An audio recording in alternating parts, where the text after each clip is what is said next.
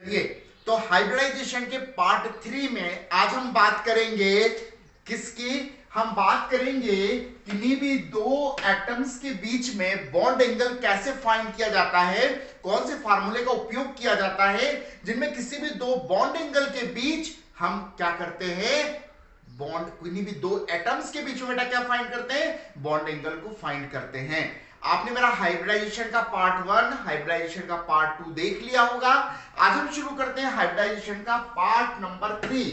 अब part number हमने 2 में बात करी थी कि जब sp हाइब्रिडाइजेशन होता है तो बॉन्ड एंगल 180 डिग्री होता है, sp2 होता है तो 120 डिग्री होता है और sp3 होता है तो 109 डिग्री 28 मिनट होता है। अब ये 28 मिनट क्या है, 28 मिनट क्या है तो मैथ्स के स्टूडेंट तो जानते ही होंगे, पर चूंकि मेरी क्लास में सभी स्टूडेंट हैं इसलिए मैं आपको बताता हूं 60 मिनट इक्वल टू 1 डिग्री होता है। 60 मिनट किसके बराबर होता है बेटा, 1 डिग्री के बराबर होता है। तो 30 मिनट किसके बराबर हुआ, 30 मिनट जो हुआ वो 1/2 डिग्री के बराबर हुआ।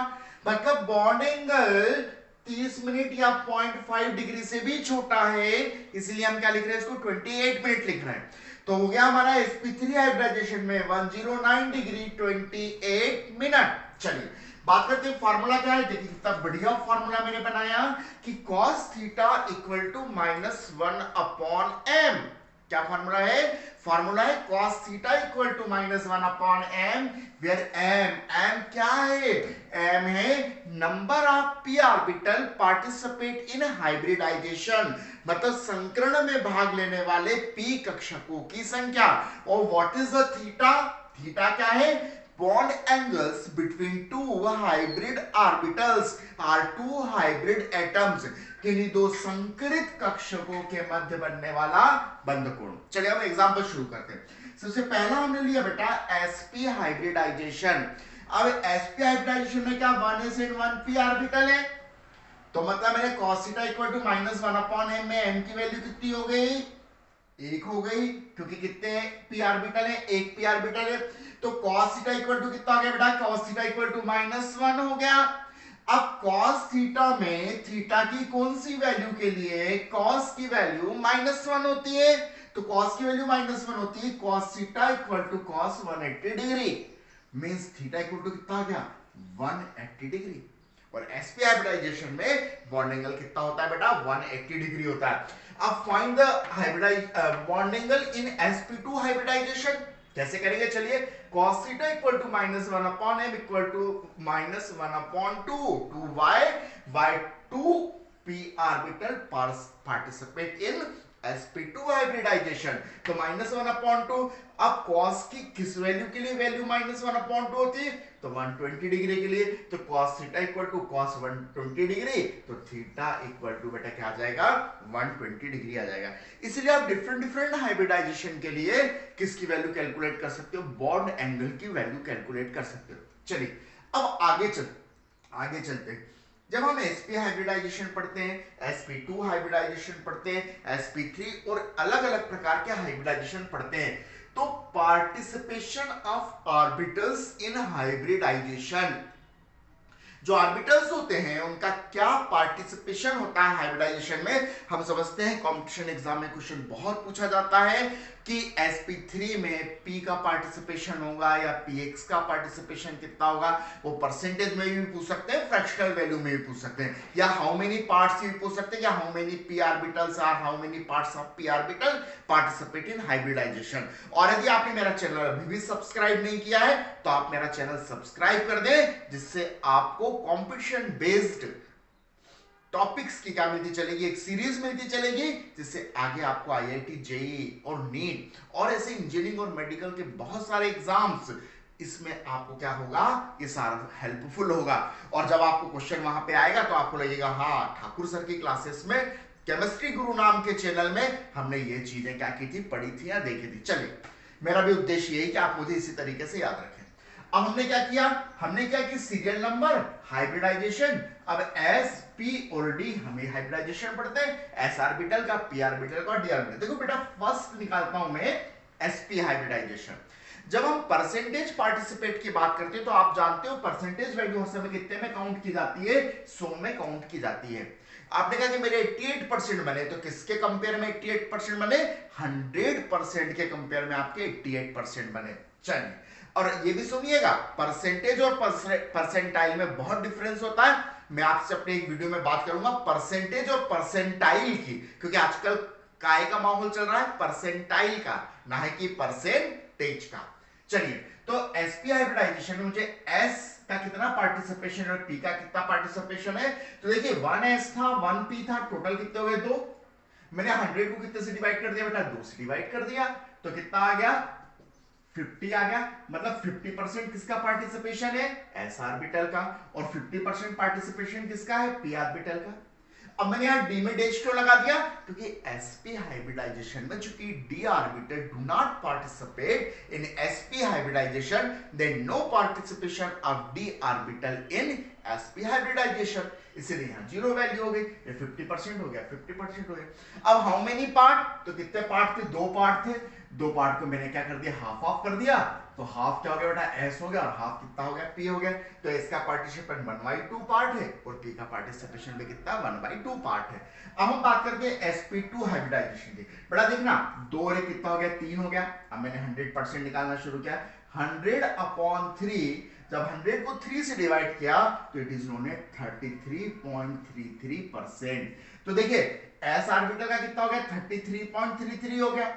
अब पी ऑर्बिटल बेटा कितने थे, 2 थे, तो 33.33 प्लस 33.33, तो कितना हो गया, 66.66% हो गया। अब पी ऑर्बिटल कितने होते हैं, 2 होते हैं, एक क्या होता है px होता है और एक क्या होता है py होता है, यहां भी 2 हो गए। तो फिर px का पार्टिसिपेशन कितने परसेंट हो गया, 33.33, और py का भी पार्टिसिपेशन कितना हो गया, 33.33 हो गया। मतलब यदि हम पार्ट्स की बात करें तो टोटल कितने पार्ट्स थे, 3, एक एस था तो 1/3 हो गया, और पी का कितना हो गया बेटा, 2/3 पार्टिसिपेशन हो गया। हमने क्या किया, किसी चीज के 3 भाग करने थे हमको, हमने 3 भाग कर दिए, 1 2 3 कर दिए, तो टोटल पार्ट कितने थे, 3। एस 1 था तो 1/3, और पी के कितने पार्ट थे, 2 पार्ट थे, तो बेटा क्या हो जाएगा, 2/3 हो जाएगा। देखिए पी ऑर्बिटल का पार्टिसिपेशन कितना हो गया, 2/3 हो गया। बात करते हैं sp3 हाइब्रिडाइजेशन की, समझिए 100/4, 4 क्यों हो गया, 1s एंड 3p, 3 + 1 कितना हो गया, 4 हो गया। मतलब कितने परसेंट हो गया, 25% हो गया। देखिए s का 25%। अब कितने p है, 3p, 25 + 25 + 25, मतलब px का 25, py का 25, और pz का भी बेटा कितना आएगा, 25% आएगा। टोटल कितना हो गया, टोटल ये हो गया हमारा 75%। तो sp3 हाइब्रिडाइजेशन में s ऑर्बिटल का पार्टिसिपेशन 25% होता है, जबकि p ऑर्बिटल का पार्टिसिपेशन बेटा कितना होता है, 75% होता है। यदि पार्ट की बात करें, हमको इसको 4 इक्वल पार्ट्स में डिवाइड करना था, ये 4 पार्ट्स हो गए। 4 पार्ट्स में 1 पार्ट क्या हो गया बेटा हमारा, s हो गया। बाकी के 3 पार्ट कौन है, बाकी के 3 पार्ट हमारे p हैं, तो ये हो जाएगा 1/4, और ये पूरा क्या हो जाएगा, 3/4। क्लियर है। तो चलिए sp का कितना पार्टिसिपेशन होगा, 1/4 पार्ट होगा, और p का पार्टिसिपेशन कितना होगा, 3/4 होगा। चलिए अब बात करते हैं sp3d की, बिल्कुल बढ़िया, 100/1 + 3 + 1, टोटल कितना हो गया, ये 5 हो गया, 5 से डिवाइड कर दो, 100/5 20%। अब 3 थे, 20 + 20 + 20 कितना हो गया बेटा, 60% हो गया। अब खाली कितना बचा, 60 और 2, ये 1 था, तो ये कितना हो गया, 20% हो गया। जब पार्ट्स की बात करी तो टोटल कितना हो गया हमारा, देखिए टोटल को हमको कितने पार्ट में डिवाइड करना है, टोटल को हमको 5 पार्ट में डिवाइड करना है। एक एस था, 1 2 और 3 क्या थे बेटा, पी थे, और एक सिर्फ क्या था हमारा, एक सिर्फ डी था। चलिए डिवाइड करते हैं कैसे, यहां एक एस था तो ये 1/5 हो गया, ये कितने पी थे, 3 पी थे, तो कितना हो गया बेटा, 2/5 हो गया, और एक डी था तो कितना हो जाएगा, ये भी 1/5 हो जाएगा। तो s का क्या 1 2 3, ये कितना हो जाएगा, 3/5 हो जाएगा। तो 1 2 3 पार्ट थे, तो ये क्या हो गया, 3/5 हो गया। तो हमने कहा कि इसका कितना हो गया, 1/5 हो गया, इसका 3/5 हो गया, और d का कितना हो गया, 1/5 हो गया। sp3d2 का देख लो, 100/1 धन 3 धन 2, 3 और 2 5 और 1 6, इस तरीके से आप कर सकते हो 16.66%, 49.98% एंड 33.33%। तो एस के पार्ट्स कितने हो गए 1/6, पी के 3/6 और डी के कितने हो गए 2/6। और लास्ट क्या कर रहे हैं हम sp3d3 का कर रहे हैं 100/7 कर रहे हैं। 100/7 करेंगे तो एस का पार्टिसिपेशन कितने परसेंट हो जाएगा 14.29%, पी का पार्टिसिपेशन कितना हो जाएगा 42.87%। अब 3 पी थे और 3 ही क्या थे डी थे, तो इसका भी कितना हो जाएगा 42.87% हो जाएगा। बेटा टोटल 100 निकलना चाहिए या नियरलेस इक्वल टू 100 और 99.99 आना चाहिए। फिर इसका पोर्शन कितना है, यदि हमने इसको कितने पार्ट में डिवाइड किया, हम 7 पार्ट में डिवाइड, तो 1 2 3 4 5 6 ये हो गया 7 पार्ट। 7 पार्ट में एक क्या हो गया 1 2 3 4 5 6 एक पार्ट और कर दिया अपन ने। एक पार्ट क्या है एस है, ये हमारा एस हो गया। 3 पार्ट में क्या है बेटा हमारे 3 पार्ट में हमारे पी है, ये हमारे तीनों मिलाकर हमने क्या लिख दिया पी लिख दिया। और 1 2 3 पार्ट में ही क्या है 1 2 3 पार्ट में ही हमारा कौन सा है डी है।